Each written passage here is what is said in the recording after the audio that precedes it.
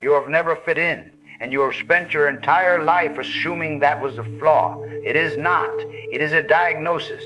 The sharper your mind becomes, the smaller your world gets, not because the world shrinks, but because you finally see how empty most of it is. Society sells you a beautiful lie. Connection is the highest human need. Find your tribe. Build your network. Surround yourself with people. The lonelier you are, the more broken you must be. Arthur Schopenhauer looked at that lie, dissected it with surgical precision, and arrived at a conclusion that most people are too afraid to even whisper. The reason you are alone is not that something is wrong with you.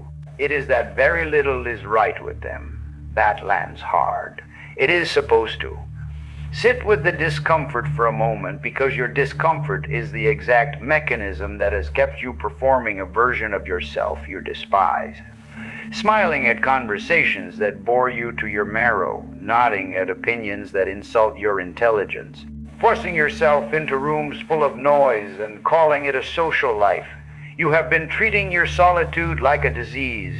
Schopenhauer understood it was the cure. There is a specific kind of pain that nobody talks about, not the pain of being excluded. You have moved past that. It is the pain of being included and realizing it changes nothing.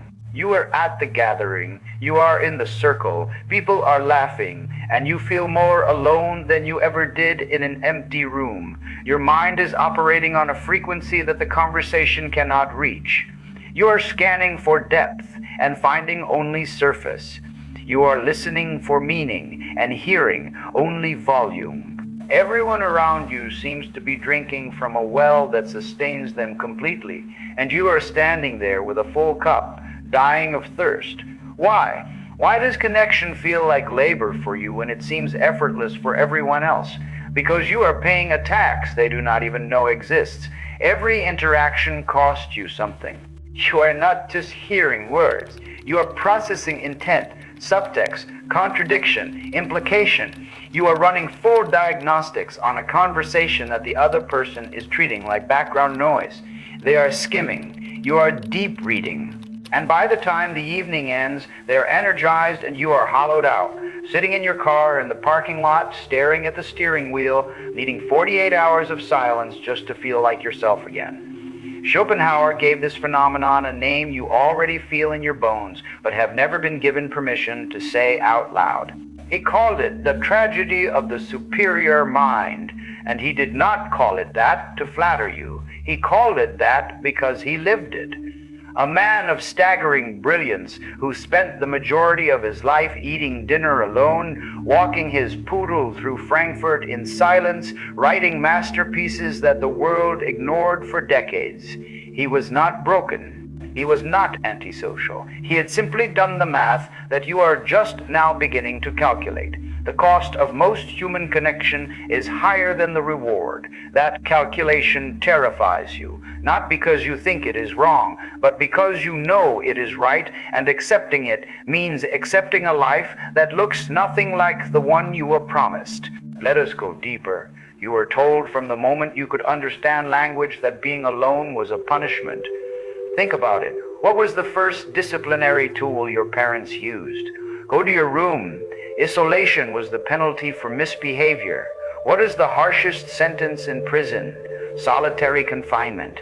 From birth, your psychology has been engineered to associate aloneness with failure, with rejection, with something being fundamentally wrong with you. And so every time you choose to be alone, every time you cancel the plans, every time you decline the invitation, a small alarm fires deep in your nervous system. It says, you're doing something dangerous. You're drifting from the herd. The predators will find you. But Schopenhauer saw through this ancient programming. In The Wisdom of Life, he wrote that a man can be himself only, so long as he is alone. The moment he enters company, he steps onto a stage. He plays a part. He shrinks or inflates himself to match the room. The version of you that exists in a group is not you. It is a negotiation between who you are and what the group will tolerate. And for most people, that negotiation is painless because there is not much of a gap between their private self and their public performance. They are comfortable on the surface because the surface is all they have. But for you, the gap is a canyon. The distance between what you are thinking and what you are allowed to say in polite company is so vast that maintaining the performance becomes physically exhausting. You are not socializing, you are acting. And the curtain call never comes.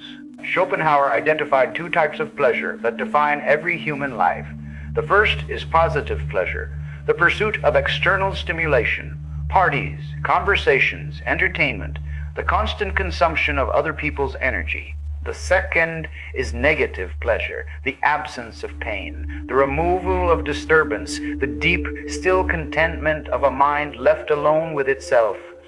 Most people are addicted to positive pleasure because they cannot tolerate the silence. When the room goes quiet, their thoughts become unbearable. They need noise. They need distraction. They need another person's voice to drown out the emptiness inside their own skull.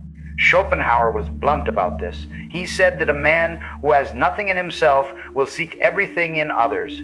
The fool runs from solitude because solitude forces him to sit with the one person he cannot stand, himself. You are different.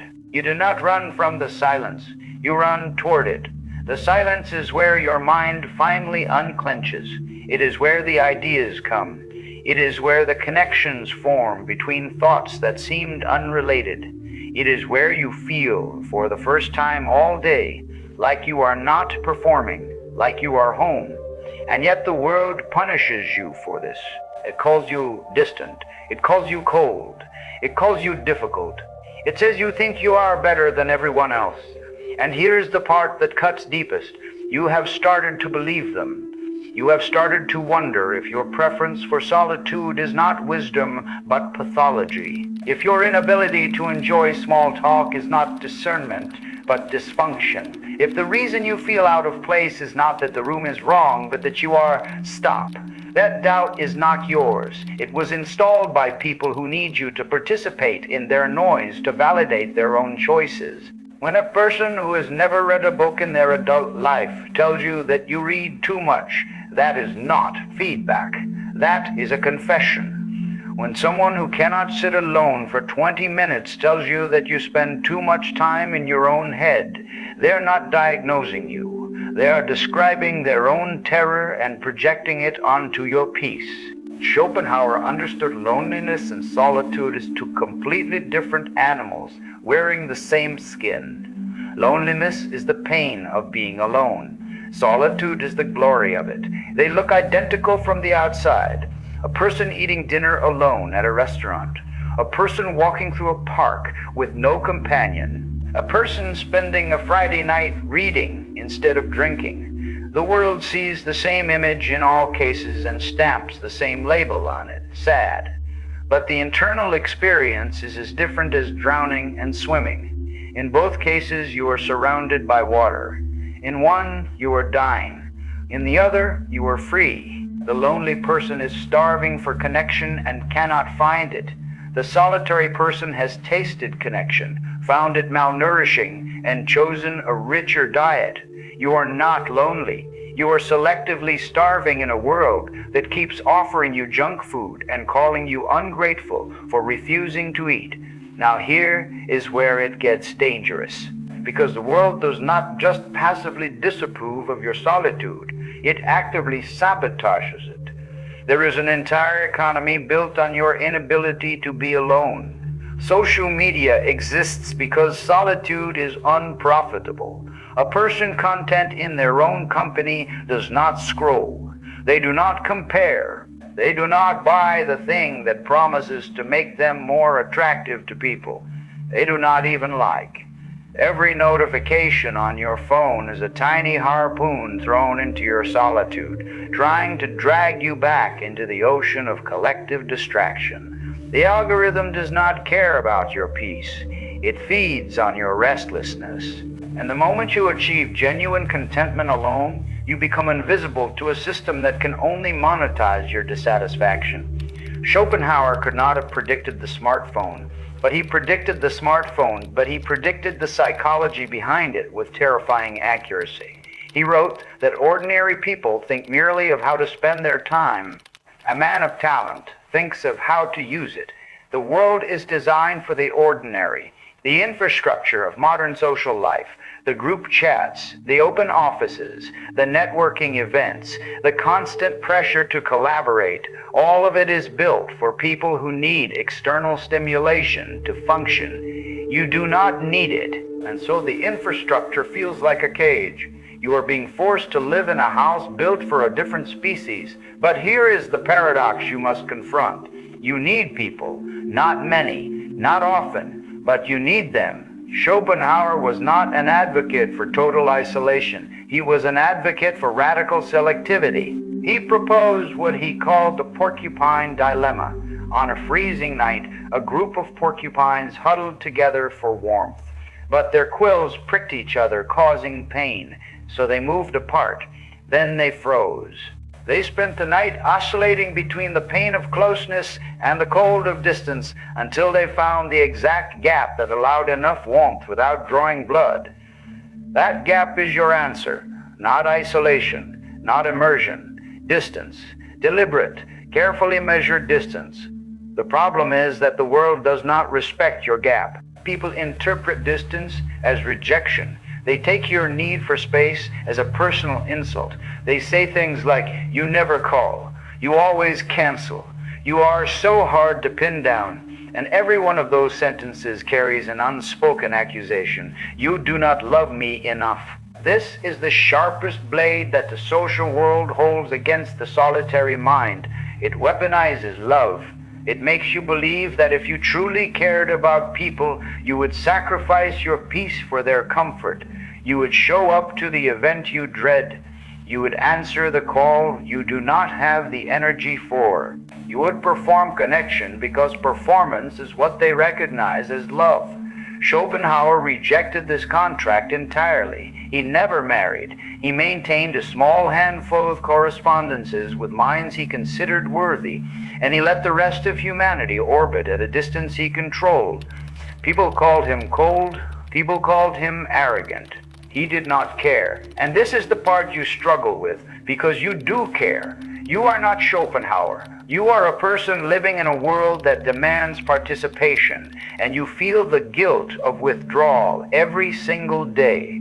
You cancel dinner and feel the shame. You decline the invitation and feel the anxiety. You choose the quiet evening and spend half of it wondering if something is wrong with you. Nothing is wrong with you. Something is wrong with the contract. The contract says that love equals access, that if you care about someone, you owe them unlimited availability, that your time, your energy, your mental bandwidth belong to the relationship, not to you. Schopenhauer saw this contract for what it is, a form of ownership disguised as affection, and he opted out. Not because he was incapable of love, but because he refused to practice love as self-destruction. Consider Nietzsche. He worshipped Schopenhauer as a young man. He carried the world as will and representation, like a Bible. And Nietzsche himself became one of the most solitary figures in the history of philosophy. He wandered the Swiss Alps alone. He wrote in cold, rented rooms. He sent letters to friends who rarely responded, but read his work. It burns with a vitality that most people surrounded by 1,000 friends will never produce. His solitude was not a void. It was a furnace. The isolation did not diminish him. It concentrated him. It burned away every distraction, every compromise, every performance, until only the essential remained. That is what solitude does to a sharp mind. It does not empty you. It distills you. But the world sees the empty chair and assumes emptiness. It sees the quiet room and assumes sadness. It cannot fathom that the person sitting alone is richer, fuller, more alive than the person surrounded by noise, because the world measures wealth in people. How many friends do you have? How many followers? How many came to your party? These are the metrics of a mind that cannot generate its own warmth and must borrow it from a crowd. You generate your own warmth. You always have. And you have been apologizing for it your entire life. Here is what Schopenhauer ultimately wants you to understand. Your solitude is not the byproduct of a sharp mind. It is the natural habitat of one. A blade is not sharpened by pressing it against velvet. It is sharpened by friction, by resistance, by the hard surface of reality encountered alone. Every great thought you have ever had came to you in silence. Every moment of genuine clarity arrived when the noise stopped. Every breakthrough, every insight, every flash of understanding happened not in the meeting, not in the conversation, not in the group, but afterward, when you were finally mercifully alone with the raw material of your own cognition. You are not antisocial. You are selectively social in a world that treats selectivity as sin. You are not cold. You are conserving a heat that most people waste on warming strangers who will forget their name by Tuesday. You are not broken. You are one of the few people operating exactly as designed in a civilization that punishes the design. Schopenhauer spent his final years in Frankfurt largely alone, finally receiving the recognition that had eluded him for decades. Visitors came, admirers wrote. The world that had ignored him began to listen. And do you know what he did with that attention? He kept it at a distance. He maintained his routines. He walked his poodle. He dined alone. He read. He thought. The Thane did not change his architecture. It could not. He had already built a life that did not depend on the approval of others, and no amount of late arriving applause could improve a structure that was already complete. That is your future if you have the nerve to claim it.